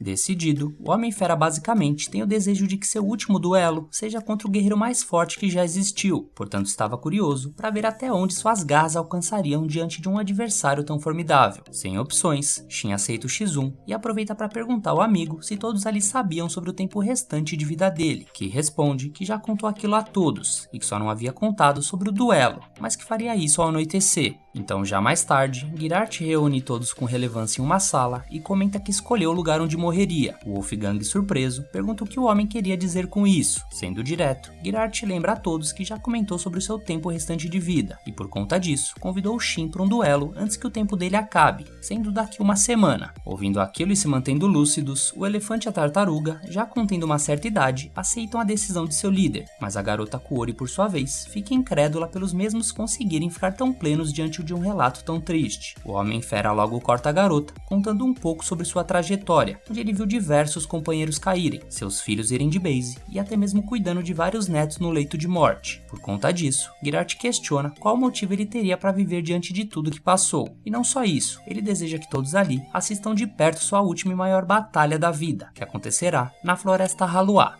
Em outro local, vemos nosso protagonista refletindo sobre ter que duelar com seu companheiro, justo quando finalmente ele conseguiu encontrá-lo depois de tanto tempo. Eis que a raposinha aparece, perguntando se alguma coisa incomodava o Shin, que apenas nega enquanto admirava a lua. Quando acaba a reunião, vemos Girart se lembrando do quanto o mundo ficou sem graça com o desaparecimento de seu mestre, e o Homem-Fera refletia o quanto era grato pelos momentos vividos ao lado de Shin. Os dias foram passando, e nosso protagonista e seus novos companheiros sempre tomavam café da manhã juntos, e Shin continuava a impressionar a todos com sua extrema habilidade de ferreiro, restaurando até mesmo as luvas de combate de Girart, deixando ela em perfeitas condições. Ver aquilo, passa um filme na cabeça do Homem-Fera, que agradece seu mestre por ter feito esse gesto por ele. Logo, ambos se lembram que amanhã finalmente seria o dia do duelo, e apesar de não ser legal da parte de Girart, o homem questiona se caso nosso prota encontrasse uma maneira de voltar para a Terra, se ele largaria Shin para trás. Com um breve flashback de momentos que passaram juntos, Shin não hesita e responde que sim. Ele também acrescenta que esse era o motivo dele continuar lutando desde o início. A propósito, ele acharia ótimo se tivesse um jeito de resolver todo esse BO, tanto para ele quanto para Shin, sendo que ele mais quer um final feliz onde todos viveriam felizes para sempre. Como aqui é Capão Redondo e não Pokémon, o Homem-Fera dá uma risadinha e chama ele de lunático. Já pela manhã, finalmente chega o dia tão esperado pro duelo, e Girart está pilhadaço de ansiedade pro combate. Quando chegam na Floresta Haluá, Shin se compromete a controlar a área da luta para que nada atrapalhe os dois enquanto lutam, e nisso vemos seus acompanhantes acompanhantes desejando boa sorte ao prota, enquanto Wolfgang e os outros agradeciam ao Homem-Fera por ter cuidado deles esse tempo todo. Assim, Girart e Shin se distanciam dali para finalmente começar a luta, enquanto seus anciões comentavam que fazia muito tempo que não viam um Rei Fera sorrindo assim, feito uma criança. O Wolfgang pede para sua filha testemunhar junto dele o Girart realizar seu triste desejo. Então, finalmente dado início ao combate dos dois amigos, vemos a primeira trocação entre eles, podendo ser sentido de longe pelos acompanhantes que ficaram nas montanhas. Girart elogiava o quanto os golpes de Shin estavam pesados como sempre, e nosso prota dá uma risadinha do amigo dizer aquilo como se não fosse nada. A trocação franca continuava, com os dois comentando como era bom sentir essa adrenalina como se fosse nos velhos tempos em que eram companheiros de grupo. Na montanha,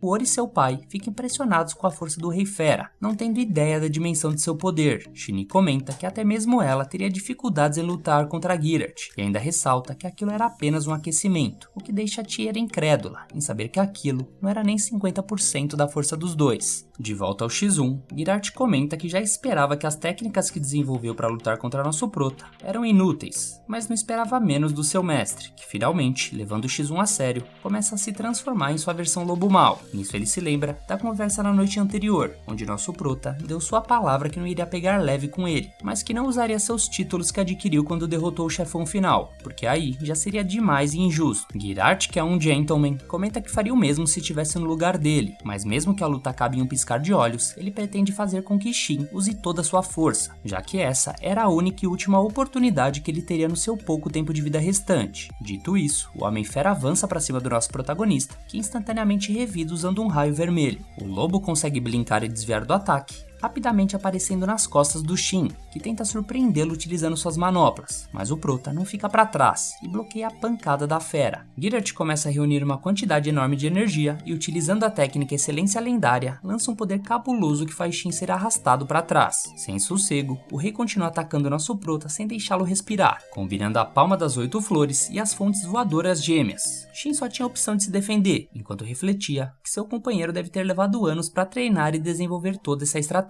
Se afastando do último ataque e confessando que não estava lutando com força total, nosso prota se desculpa com Girart e nisso começa a liberar uma energia sinistra no céu. O Homem-Fera fica empolgado vendo aquilo e na sequência vemos dois batendo de frente com seus poderes, que durante o impacto da explosão acaba quebrando a espada do nosso protagonista. Antecipando o próximo movimento, Girart consegue preparar um soco no estômago do prota, mas antes de conseguir acertá-lo, o Rei Fera acaba chegando no seu limite, que inesperadamente faz ele cair no chão cuspindo sangue e perder sua forma de lobo. Vendo que estava próximo do fim, Girart começa o seu discurso final, dizendo ter sido feliz de viver durante 500 anos, a ponto de conseguir até mesmo lutar de forma igual contra um humano superior. Por ter acertado Shin uma vez, Girart pede um favor ao seu mestre como recompensa. Antes de dizer o pedido, ele desconfia que nosso prota não tenha usado sua força total, e por sua honestidade com o companheiro, Shin salta para trás e simplesmente tira seus bloqueadores de limite, que faz emanar uma quantidade grotesca de mana. Ao sentir aquele poder próximo de um ser divino, o Rei Fera percebe que seu mestre com certeza é de fato o ser mais poderoso do universo, e na sequência se despede de forma emocionante, com nosso protagonista retornando até a montanha, carregando o corpo do seu eterno companheiro. Todos correm até o corpo de Girart e Shin dá um sermão neles, pedindo que todos levantem a cabeça, pois o Rei Fera conseguiu acertar um golpe nele, um humano superior, e isso só demonstrava que ele havia ascendido ao nível dele. A emoção tomava conta de todos presentes, e a pequena Kuori repara a expressão de felicidade no corpo do rei, que sem dúvida alguma foi dessa para melhor com muita honra. No enterro de seu líder, vemos toda a tribo de semi-humanos chorando sob uma forte chuva, com diversos lobos uivando e se despedindo do glorioso. Depois do enterro, vemos nosso prota sozinho na varanda, enquanto Shin chega abraçando ele sem muita explicação, e comenta que ela apenas sentiu que ele estava prestes a desaparecer dali. Por conta disso, ela se compromete a fazer tudo o que pudesse para ajudar Shin de alguma forma. Desabando em lágrimas, nosso prota desabafa dizendo o quanto é triste ver seu companheiro partir dessa forma, depois de ficar sem vê-lo durante tanto tempo, e a elfa conforta o garoto, dizendo que não tem problema em ficar triste com isso, mas que ele poderia contar com ela pro que der e vier.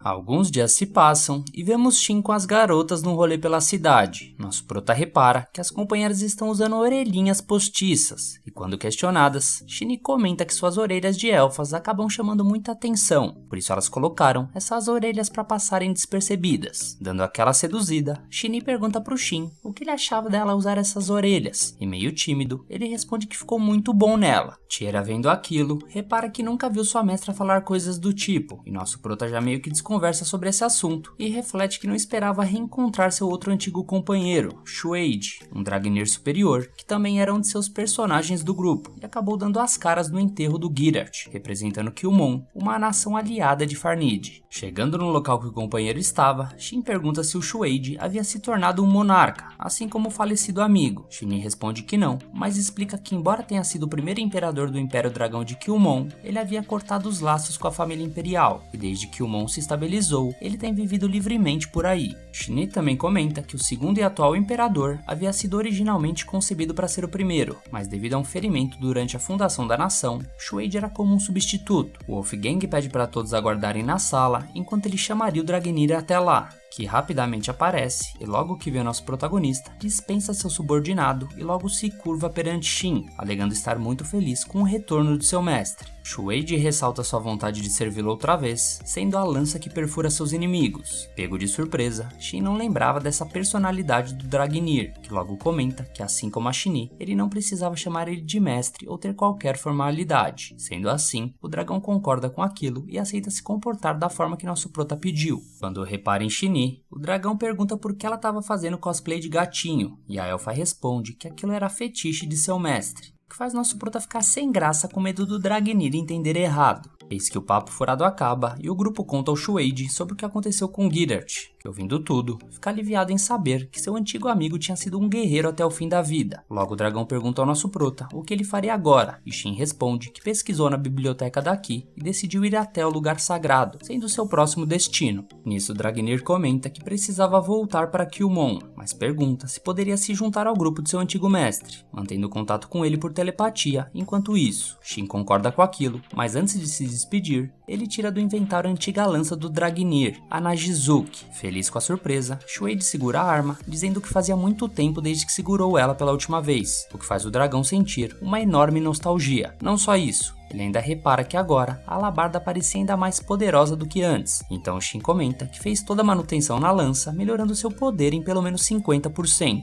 Logo eles se separam e seguindo até a guilda dos aventureiros, Shin está decidido em aumentar seu rank para pelo menos rank C, então logo ele aceita um trabalho de eliminação de goblins. Curiosa sobre o prota, Kuori pede para acompanhá-los na missão, deixando seu trabalho de investigar a floresta Halua para depois. A garota havia ficado como responsável por atestar que a floresta esteja crescendo corretamente, e Shin, por ter lutado com Girart no local, meio que sente um remorso, e pede para acompanhar o trabalho de perto, assim que eles voltarem. Então logo nosso grupo parte em direção ao primeiro trabalho e rapidamente encontram um grupo de goblins. Nosso prota derruba um deles com suas adagas, assim como Shini arremessando kunais. Kuori, por sua vez, utilizando seu arco e flecha, acaba derrotando dois de uma vez. Assim que o trabalho é feito, o grupo parte para a floresta Halua, que logo chegam até a montanha. Apesar de terem feito uma bagunça no dia da luta, a floresta parecia ter se regenerado e voltado ao normal, mas mesmo assim, Kuori comenta que eles deveriam fazer uma examinação detalhada nas árvores, assim verificando se há algo que não seja natural na área. A garota até comenta que se encontrarem ervas incomuns crescendo, eles deveriam recolher cada uma delas. Assim que terminam a tarefa, Shin volta à guilda e entrega os espólios da conclusão do trabalho, mas assim que recebe, a recepcionista comenta ter uma mensagem vinda do Barlux, mestre da guilda da filial em Berilish. Na mensagem dizia que nosso prota foi convocado pelo Palácio do Reino e que deveria ir até lá o mais rápido possível. Tiera pergunta se ele sabe o motivo do chamado e logo Shin se lembra que acabou derrotando o Skullface Jack por lá, além da sua espada sair voando até invadir o palácio. Apesar de querer ir junto, Kuori se desculpa por não poder acompanhar eles, já que a garota não tinha permissão para deixar do país. Dito isso, Shin comenta que tinha algo que ele gostaria de dar ao pai da garota e pede para ela avisar quando o Wolfgang estiver livre, que não demora muito, e já pela noite, nosso prota se encontra com o rapaz e avisa que precisa partir logo para Berilish. Por conta disso, ele entrega as manoplas que Girart usava, chamadas de Luas da Morte, e Shin informa que já fez a mudança do dono, que agora estaria no nome do Wolfgang. O rapaz comenta que essas luvas haviam sido destruídas no duelo, mas logo Shin responde que como foi ele próprio quem criou elas, conseguiu facilmente consertá-las. sala. Não só isso, Giraert pessoalmente pediu que a manopla fosse entregue ao Wolfgang, que logo fica emocionado pelo presente. Em seguida, ele testa as manoplas e se surpreende com o tamanho e poder emanando delas. Já pela manhã, pai e filha se despedem do grupo, que logo partiu em direção aos próximos destinos, onde deveriam voltar usando o teleporte para o lugar exato do Santuário da Lua. Rapidamente eles chegam até o local, até que Shin repara no radar que alguém estava espiando o grupo. A elfa supõe que talvez esses seres estejam esperando o Santuário da Lua reaparecer por lá, já que não são todos que sabiam que a loja poderia ser carregada. No impulso, Shin pergunta se nosso prota iria desaparecer como a loja, e desabafa que sempre fica preocupada disso acontecer novamente. Assim que a elfa sai andando, Shin cochicha pra Tiera, dizendo que não consegue imaginar o que é esperar por alguém que poderia simplesmente não voltar. E Tiera responde que por Shin ser uma elfa, o tempo dela com os humanos são totalmente diferentes, já que para a espécie das duas, perder a razão de viver é a porta de entrada para o inferno, sendo este o caso da mestra dela, quando aguardava pelo retorno de Shin. Já mais tarde, nosso grupo retorna à Guilda dos Aventureiros e Shin comenta sobre a convocação do mestre da guilda. Uma das atendentes se dirige para chamar o Barlux, enquanto nosso protagonista questiona para a irmã se ela sabia do motivo de ter sido chamado. Para a infelicidade dele, a recepcionista responde que esse tipo de situação normalmente não é informado para as atendentes, porém ela já desconfiava que Shin poderia ser convocado, já que por Shin se tratar de um aventureiro em comum, logo as pessoas teriam algum interesse nele. Concordando com o que a garota diz, com uma cara de poucos amigos, a atendente também comenta na frente do grupo que o aventureiro continua mulherengo, estando sempre bem acompanhado quando vai até lá. Tentando negar a todo custo, nosso prota tenta dizer que a maioria de seus amigos são homens, mas Celica não cai em seu papinho e ainda fala que nunca viu ele falando com um.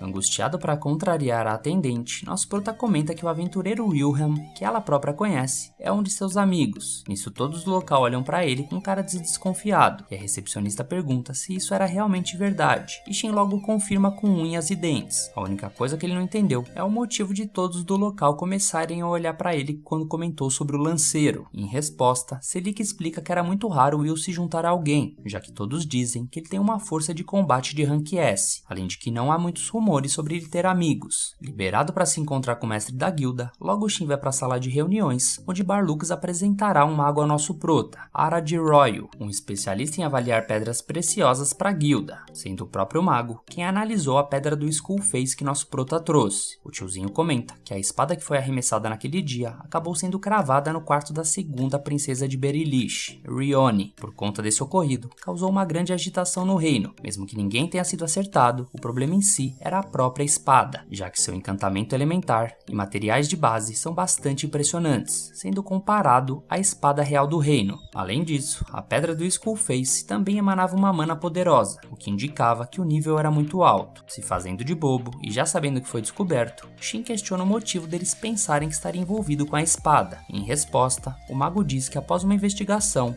foi encontrado vestígios de mana diferente da espada, combinando levemente com a mana da pedra. Sendo assim, pelo fato de Shin ser o responsável por entregar a pedra, decidiram convocar ele para tirar essa dúvida. Indo ao que interessa, a própria Alteza Rione foi quem convocou o protagonista, já que a princesa era experiente quando se tratava de Skullfaces. Nisso, Shin pergunta o que exatamente Rione queria com ele, mas Barlux se diz também não fazer ideia, mas o mago responde que provavelmente envolve política no assunto. Liberado para voltar até a pousada e se encontrando com suas companheiras, nosso prota conta o que aconteceu, e Shin supõe que o reino queira que Shin vire subordinado deles, ou até mesmo ofereça um casamento com alguma nobre importante. A elfa ainda conclui que eles podem tentar recrutá-lo usando até uma forma mais agressiva. Não gostando nada disso, Shin diz que se for o caso, Shin poderia dizer já ser noivo dela, ou até mesmo dizer que está noivo da Tiera também, pois o que não faltava era mulheres no seu arsenal. Não é à toa que até Yuzuha, se transformando na sua versão humana, diz que também queria ser noiva do nosso prota, o que faz Shin ficar pilhado imaginando que se isso acontecesse, seria destruído socialmente. Mesmo explicando a situação, Yuzuha não parece entender, e chega até a perguntar se nosso prota e Shini iam só dar uma pimbadinha, o que deixa ele ainda mais louco. Já no dia seguinte, Shin chega até o portão do palácio e logo é recebido por Gadras, o responsável por guiar ele até Rione. Analisando o status do cavaleiro, Shin repara que ele é nível 188, um dos homens mais poderosos de Berilish. Assim que fica frente a frente com a princesa de respeito, nosso prota agradece o convite e a garota logo se apresenta ao rapaz, que já joga na cara de Shin que não se importa muito com etiquetas, dizendo que ele pode ficar à vontade de chamar ela apenas de Rione. Gadra se envolve no assunto e ressalta que não é adequado ela dizer isso para alguém que acabou de conhecer, mas Rione logo quebra o clima, dizendo que futuramente eles poderão lutar lado a lado e seria bom não construir barreiras entre eles, só pelo fato dela ser da realeza. Shin, ainda meio constrangido, questiona qual seria o motivo de sua convocação e rapidamente a princesa abre um caixote onde estava guardada a espada que derrotou o Skullface. Quando pergunta se o aventureiro conhecia aquela espada, Shin responde que possivelmente seja a espada que o monstro estava usando aquele dia. Em resposta, Rione diz que acredita que aquele Skullface não deveria ter sido moleza. O garoto comenta que realmente a luta não foi fácil, já que até mesmo sua própria espada foi destruída durante o combate. Rione dá uma risadinha, dizendo que realmente Shin era diferenciado, já que muitos aventureiros poderosos, quando ganham moral com a realeza, acabam aproveitando a oportunidade para planejarem assassinatos, o que não era o caso dele. Para chegar nessa conclusão, Rione usou sua habilidade de intuição,